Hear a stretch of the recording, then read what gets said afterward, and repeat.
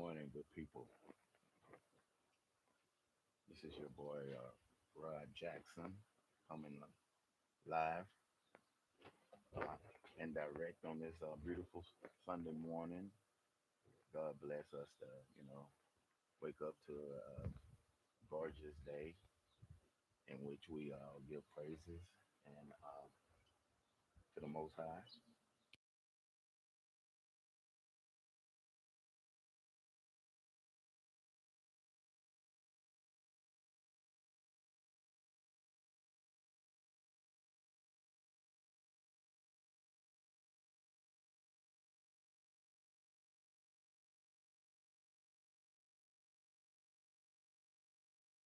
It, it might go and to try to when you boost a lot of people morale uh, that might you know be kind of feeling not so good these days with so much uncertainty in the world with with a lot of things going on politically, socially, economically, family wise, and and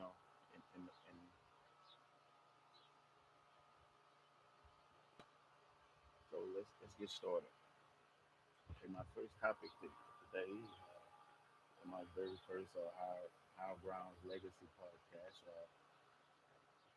is actually talking about myself and and my growing up, my dreams and goals, and one of them was to be a professional football player. That was one of my main goals when I was growing up. I had an older brother. He was like 5 years older than me, and he was off in the sports. And he would always, it was just me and him. He would always have me to play. It was either basketball, football, and he would always have me to play with him. And we would always be playing like one on one. So he kind of was the first one to kind of get me started in football and in sports, whether it was basketball, football, or track. So I'm getting started this morning with talking about my NFL dream. So it started kind of early, like a typical kid. I played. At the time I was growing up, we didn't have like a little league, so it was mostly flag football. We started playing with the church, or we either played Sunday.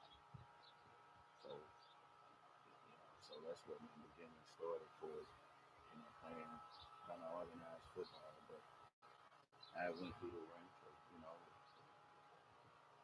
of chasing my dreams from that standpoint.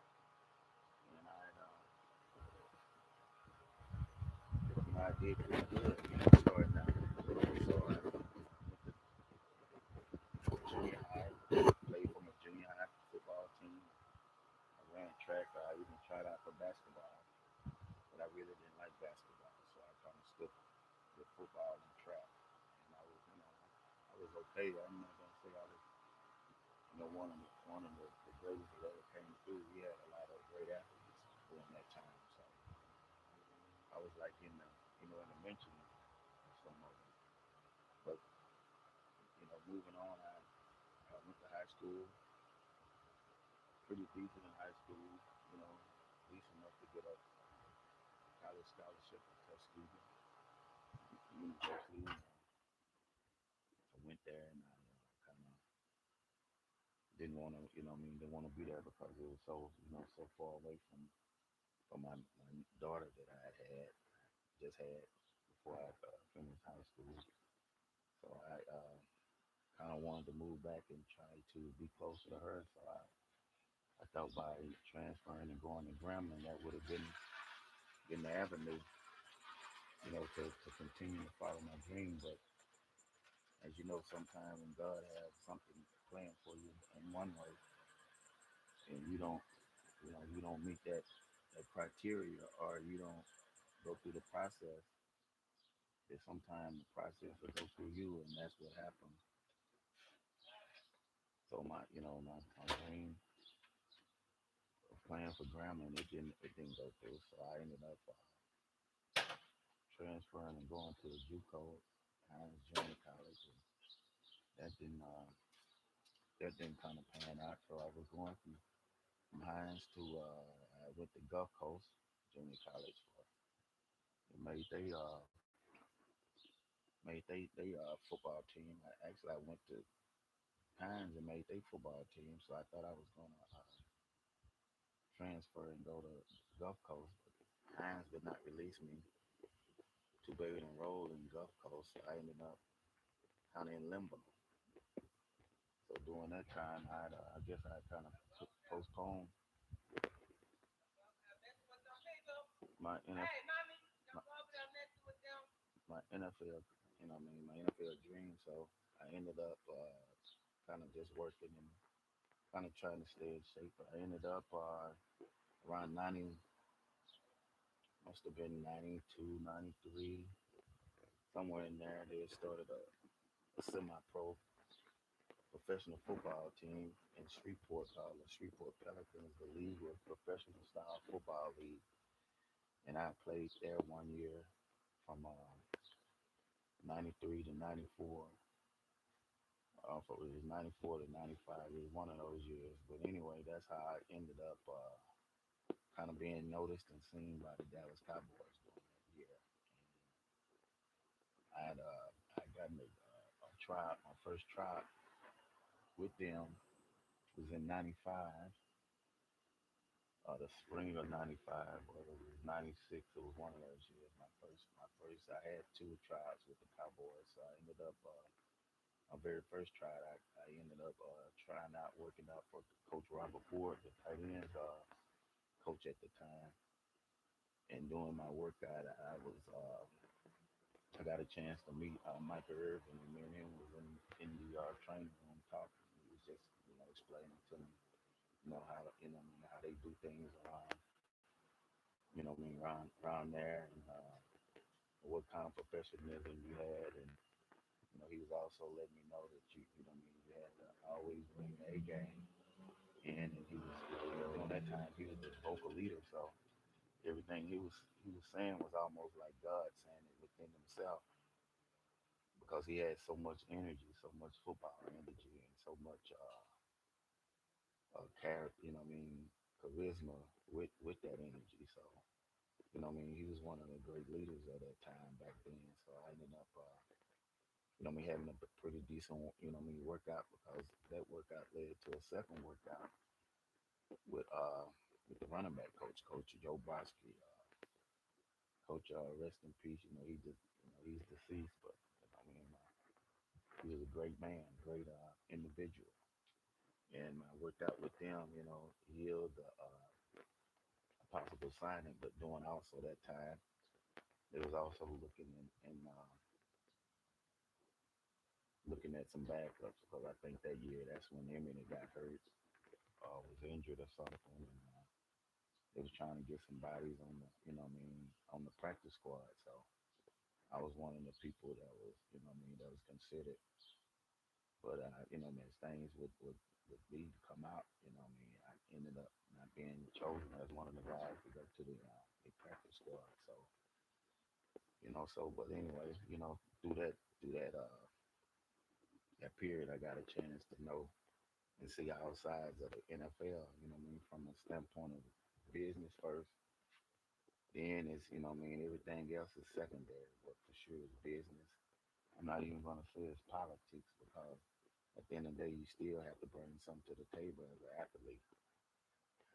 And sometimes, with what they're looking for, everything is about each team, what their needs are. And like I said, the persons they chose over me, or one of the people that kind of kicked me out of the loop, was Herschel Walker, and they brought him back. So you look at what all he had done in his NFL career. It's a no-brainer. Shit, I would have chosen him over me, because shit, he was a proven commodity.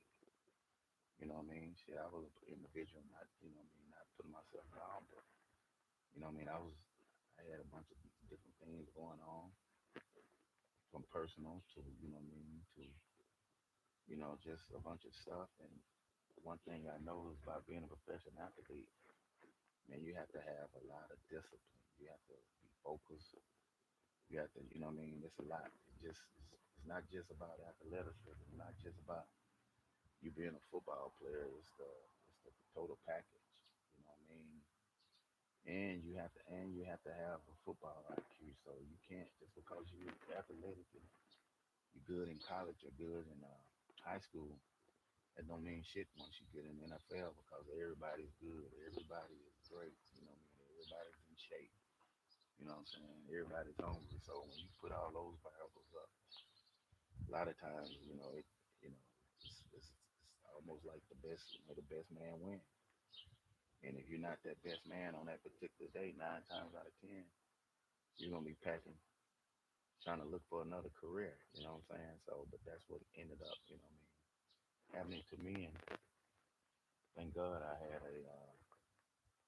a backup plan. You know what I mean? That I was kind of, you know what I mean, through my times, my trials and tribulations of trying to, make it in the NFL. I also found a lot of passion for the special need population. You know what I mean? Individuals with autism and whatnot. So that was my backup plan. The same energy and the same focus I put in, trying to be an NFL player. I also put in,